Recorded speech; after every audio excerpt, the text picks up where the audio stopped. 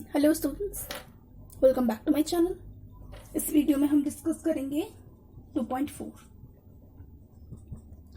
यानी magnetic properties. Magnetic properties तो यहाँ पे सबसे पहले जब आप डिस्कस कर रहे हो मैग्नेटिक प्रॉपर्टीज को, तो you must know what is diamagnetic, what is paramagnetic, what is ferromagnetic. Let me explain you one by one. ठीक है, तो सबसे पहले तो property of a element to attract और repel by a magnet differ from element to element.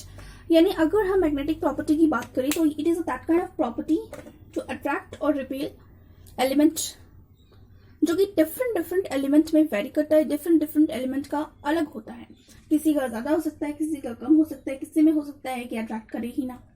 तो इस प्रकार से it vary according to element. Now ऐसे substances which are weakly repelled by magnetic field, ऐसे substances which are weakly repelled by magnetic field are known as diamagnetic, and ऐसे substances which are weakly attracted by magnetic field and lose their magnetism when removed from the field is paramagnetic। and the last, अगर force of attraction बहुत large हुआ और permanent magnetisation retain रह गया, तो वैसे substance को हम बोलेंगे फेरोमैग्नेटिक। फेरोमैग्नेटिक के कुछ एग्जांपल्स भी बताते हैं, दैट इज द आयरन और कुछ आयरन के compounds, iron and some iron के compounds. Okay, so charge particle in motion. अब मैग्नेटिक फील्ड को प्रोड्यूस कौन करेगा? तो जो भी चार्ज्ड पार्टिकल्स होते हैं, when they will do motion, जब वो मोशन करेंगे तो क्या होगा कि they will produce magnetic field. Electrons ऐसे चार्ज पार्टिकल्स होते हैं जो एसोसिएट होते हैं दो काइंड ऑफ मोशन से, जो कि जनरेट करता है मैग्नेटिक फील्ड को।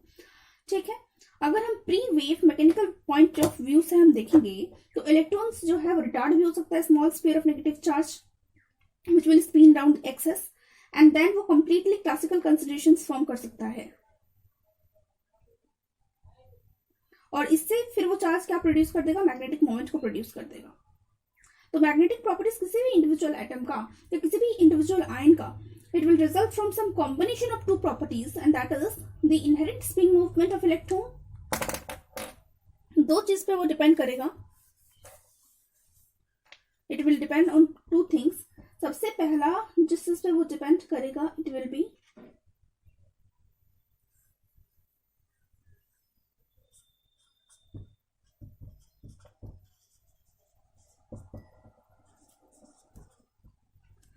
inherent spin moment of electron। दूसरा ऑर्बिटल मूवमेंट। हमेशा याद रखना इस 2 पॉइंट को, जिस पर डिपेंड करता है किसी भी मैग्नेटिक प्रॉपर्टी, इंडिविजुअल एटम का, इंडिविजुअल आयन का, किसी दो प्रॉपर्टीज के कॉम्बिनेशन पे डिपेंड करता है। And those two properties are, the first is inherent spin moment of an electron and the second is orbital movement. Second one is orbital movement. And इसी की वजह से क्या होता है? Motion of electron around the nucleus. Now हम इसके expressions को देखेंगे। मैग्नेटिक मोमेंट को यूजुअली एक्सप्रेस किस फॉर्म में किया जाता है, हम उसे देखेंगे। तो यूजुअली इसको एक्सप्रेस किया जाता है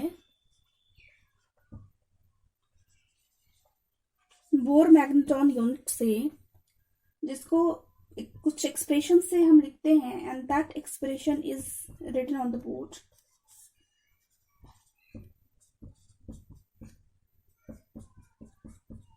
this is the expression. Okay, so जब हम इसको करेंगे, इसको हम डिराइव करेंगे, तो हमें मिलेगा ये y, क्योंकि L 0 है। अब यहाँ पे आप 0 बिठाओगे तो ये पूरा टर्म यहाँ से उड़ जाएगा, यानी हमें मिलेगा ये। ठीक है, एंड देन हम इसको मूव करते हैं आगे, जहां पर s equal to n/2 put करने पे यहाँ पर भी n/2 आएगा और यहाँ पर भी n/2 आ जा रहा है। अब इसको हम करेंगे तो क्या आ जाएगा?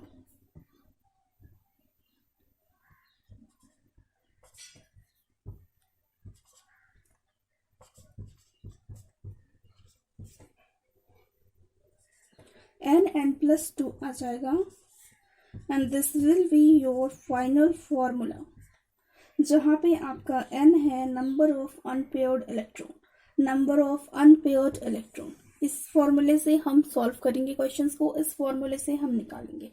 And one more point let me tell you कि ये जो बोर मैग्नेटन है इसका SI unit ampere square meter होता है एंड उसमें से 1 Bohr magneton equal to 9.274 into 10 to the power -24 ampere meter square. I think it is not visible, so I am dictating it. 1 Bohr magneton 9.274 10 to the power -24 ampere meter square. SI unit होता है ampere meter square. Okay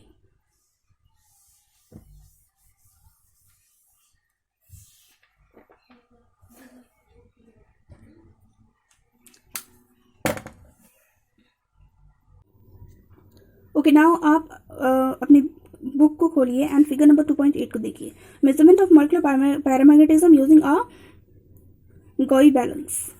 no magnetic field है यहाँ पे, magnetic field turn on है यहाँ पे. So figure को बहुत अच्छे से यहाँ पे नोटिस करना है, जो कि मैं बोर्ड पर नहीं दिखा सकती थी. So now I am showing you.